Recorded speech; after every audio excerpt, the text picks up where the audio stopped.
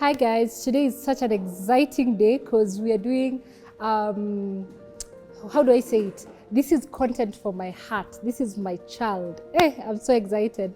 So first of all, this is Martha. My name is Martha Inyuma. I'm a fire partner here at Savo. And if you don't know yet, I don't know which rock you're under, but Savo is just turning 10 years. And so we are starting segments to actually truly enable you. So beyond our apartments, we have stories to tell as Savorites, as our investors, as anyone who has dealt with Savo deeply as an investor. So this year we are starting a new segment. Well, it's new in Savo, but it's an existing segment. So if you go somewhere, you'll see Farm. And it's exciting because this is my child, but this is Savo's. We've gotten to this point because of what Savo has impacted in me, in my personal life. And I think we're here to have fun, to engage, to learn from one another. Hopefully we'll have very many guests who are coming to this show. We'll have this program running every Monday throughout the year. So it's going to be an exciting journey, and I hope you'll follow me in this journey, and I hope you get to learn. By the time we are closing the year, December 31st, 2025, you'll look back and actually say, I really learned something from that, or my life has changed because I was able to engage with this content. And maybe just to start off and sort of explain where FARM came from. So FARM stands from Financial Awareness with Martha. So of course, financial awareness then with me. And it's my labor of love because I got to learn about financial awareness the hard way, and I don't want to blame anyone because your level of exposure is based on where you position yourself. But from my personal experience, I got to learn about financial discipline a bit later in life.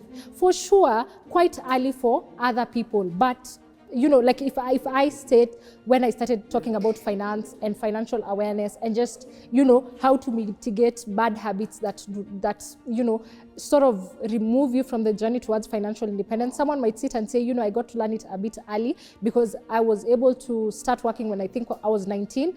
But I still feel I had a chance to know it way earlier, that financial discipline becomes part of the value that I work with. So right now, I'm still in the journey where I'm building disciplines and values around finance that will one day define who I am from a financial independence perspective. That someone will look back and say, I think she behaves this way because she's financially independent. And she's financially independent not because of cash flow only, but also because of the values she upholds. So when I look back, I see that I had an opportunity to learn earlier, but I didn't. And so Financial Awareness with Martha began when I joined Savo, a little bit later, so not in 2018, but probably around 2020, thereabout, 2019, 2020, because I got to be so passionate about this thing. And for us, our purpose is that financial independence. And I became so passionate about it because every decision that I wanted to make when I was that young girl, I kept being fought.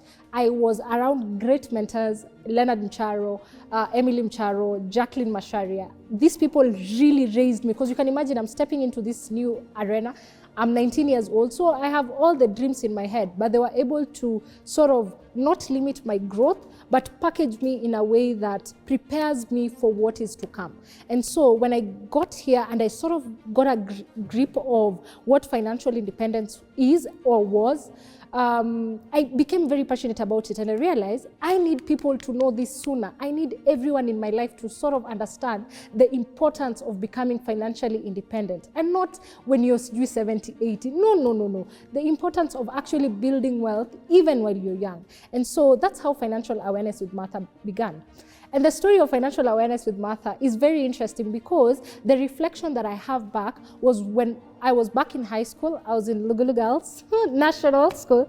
I was in Lugulu, and it was a new experience because unfortunately I had just lost my parents, and I have moved to Western, and I have been a Nairobi girl all my life. So it was a very new experience. And I joined high school when people had already joined. So this was my second calling. Those things za kitambo. So you're called to the first school, then you're called to the second school. So Lugulu was my second calling. And so when I joined high school, I joined probably towards March, and people had joined in Jan. So you can imagine this new girl walking around, doesn't know where she is and all that. And so by the time I was getting into class, the culture shock the culture shock was like uko juu. So me, I decided, as I'm getting into this class, I'm looking for a girl who's from Nairobi or something like that. I was very biased. I'm sorry, I got to learn later. And I was also very lucky because once I picked my desk mate, I remember she was called Sonia. Once I picked my desk mate, we started bonding.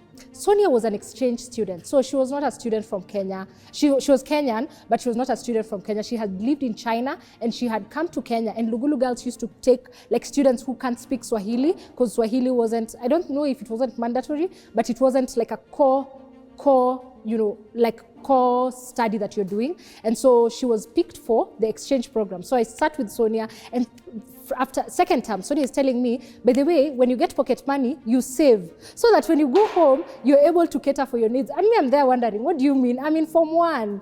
Like me, the pocket money, me, I want to eat. Me, I don't want to eat githeri. So that pocket money will come in handy so that I'm able to take it to the canteen. And she kept telling me, no, you need something to cater for your needs. And I couldn't understand. So that time, Village Market we were calling it Vima. It was the thing. So she kept telling me, when we go to Nairobi, even if you want to have a date, you can come to Village Market and you don't need to ask for money. And if you don't ask for money, your parents feel that like you're responsible enough and they can even give you permission to be out. But I didn't grasp it. And it's because I was brought up in a society where nobody talked about money. It became a very difficult conversation. And if you're talking about money, you're talking about e-pesa near school fees, or e-pesa it's going to do this and this, or we don't have enough money, or you'll just see gifts. Like my mom now, who is my aunt, my mom is her love language is gifting. And so she will not talk about money, but she'll bring the gifts, she'll come home with something. And so we never had an opportunity to understand money as a concept,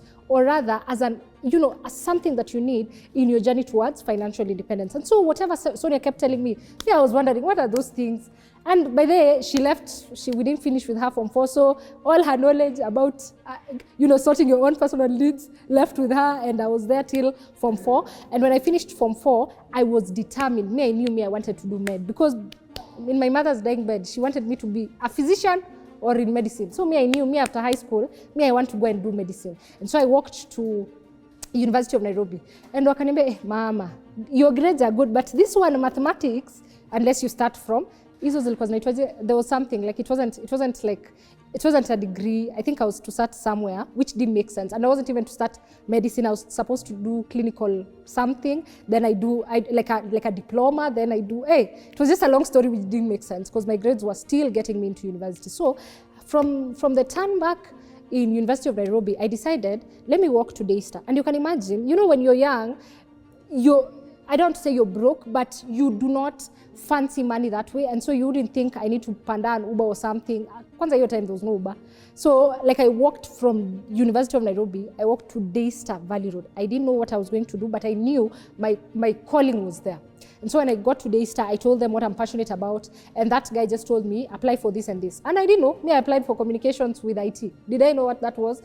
Nope. But I applied, I got into Daystar, and luckily I was able to now start my journey fiercely. Now fiercely I'm saying, because you remember the conversations with Sonia from Form 1, I didn't carry anything. So fiercely is because I've now realized this is what I want to do in life. So when I went to Daystar, I went to Daystar Three River. And when I went to Daystar, you start life, your parents sort you out. I really thank God for my family. My family is the most supportive family you could ever have. So my dreams were never shattered. Nobody ever questioned, why have you gone to Daystar? You can imagine, like if you have relars, these are not your biological parents, why would they pay for you private and you've been called to Kenyatta University? But nobody questioned my dream. Nobody questioned my thought process around my application in Daystar. I just applied, and they were happy that I wanted to study. And so when I went to Daystar, I realized I need to position myself in positions, where you get networks, where you understand what is happening. So I was everywhere. I think for those who will see this and they were in Daystar, they know I was everywhere. I was doing drama, I was leadership, I was doing everything possible. And you can imagine you're in campus, so people in Campo want just chill. I decided, I'm not chilling, I'm here to get the ball rolling. And so I was doing a lot of things. I realized my passion in media, so I was in radio. I was everywhere. And so when like later on, so say second year there, things started to change in a way, because when you're at home, you're fully reliant on your parents. And so when my mom, I think at some point she lost her job for like a year, and you know, if you're working in these NGOs, ukipoteza hiyo pesa inaweza enda ikienda. So in that 1 year, we needed to find out how we retaining our lifestyles, and not for her, for me. Ameshani sort. Me, I'm paid for school fees. My house is paid for. Like everything was catered for. But I had a lifestyle that I had already built for myself. You know, I knew this pocket money has to come every month, and I lived big. Like I knew, hey, this money is coming. I need to eat that money so that next month I have space for more money. So that's how I used to live. And when the job thing happened, I realized I can actually start doing side hustles. And I remember, even my friend doesn't know this, but I met one of my friends who were with him in primary. I have very many friends from primary. So I was with this guy in primary, and I shout out to him. He has now a global company. It's interesting to see how people grow. He's called Odidi, you know, Derek, we used to call him OJ. So, and OJ, we started talking. We weren't talking before, but, you know, we just happened to meet somewhere, and we started talking, and he told me the way he's doing biashara. He used to import shoes from China, and he was selling them to MPs. And I'm like, yo, me, I want that business. Like, what do you mean? Me, I can do this deal. And so we did the first, I think, import, then we did the deal, and I made money. But I realized that's because you see, I'm in Athi. Like, how am I coming from Athi to town to sell shoes? It didn't make sense. Like, I'm too far. So I realized I needed to start, like, practicing things that I can sell within the market I am in. So it didn't make sense if I'm making money to use it on transport to come to Nairobi and go back. And so I started doing hair, I started doing funny things. I used to mix jik. I used to sell soap. Na say you're not selling to students, you're selling to those mama fuas. So when they come, you're there in your room mixing things and putting them in bottles. You'd think I'm a chemistry person. So like I would package those things, and then nikaanza kupata shida ya kifua. Yani all problems. You start something, another thing happens. Because of course, if you're mixing chemicals in your room, what are you breathing? Fumes. So that went south. It went well until it went south. And in that period, and you know, when it rains, it pours. So in that season, I think now this is 2017 actually, there was a problem in Daystar, and where I used to stay, which luckily is Savo's first project. It's called Orange County. It's in Athi. That time, you know, that's why I was living the good life, because the lifestyle, Savo lifestyle, why?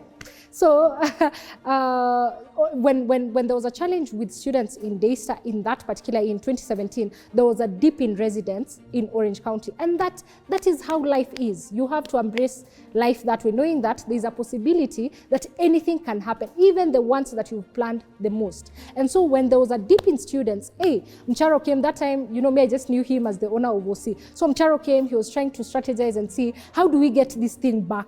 And I realized they were willing to offer anything to get people in. And there was a unit which was very strategic, and it was like a smaller unit, so it was slightly cheaper. But there was a unit there that was strategically placed, you know, when you enter the entrance and pass the pool, so up or two.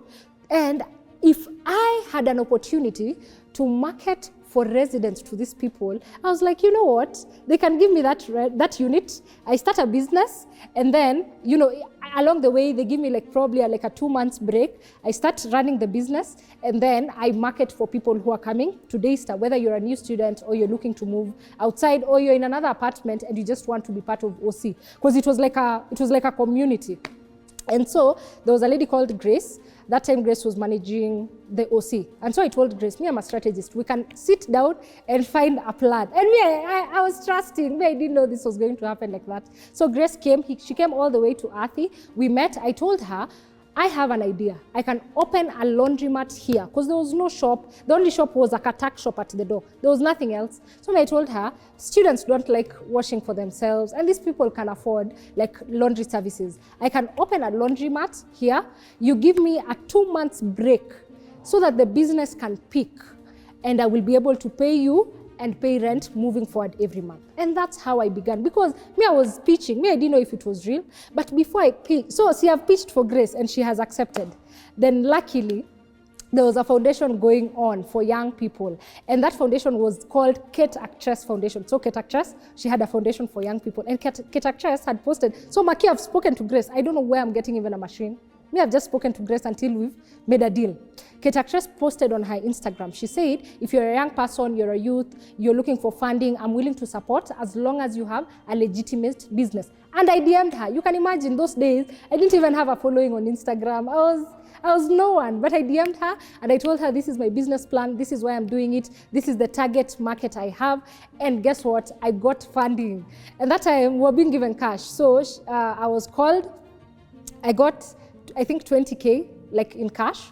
And then now I got exposure because she now, as she's sponsoring you, she wanted to know, what are you doing with your life? What do you want to do? Like, what are you passionate about? And me, I told her, I wanted to MC. And there was the first East African event where Kansime came and I MC'd. You can imagine, I was not even 18 years. I was very young, but I was given an opportunity to MC just because I was part of Kate Actress Foundation. And so after that event, so I went back to Athi and I realized, yes, I have 20K, but this is not enough. But I had a cousin who is like my brother who was working in Safaricom, and I called him and I told him, may I have a business idea? You give me this capital, me I need to buy a machine. And I bought one machine, and that machine, I used it till when I opened my business in Roysambu. That one machine, it was not ati ile dryer, no. You know the top ones, zile za unapack manguo, then zikioshwa unakamua na mkono, you put to the other side. That is the one machine. It was 19,000. I bought that machine and I started the business.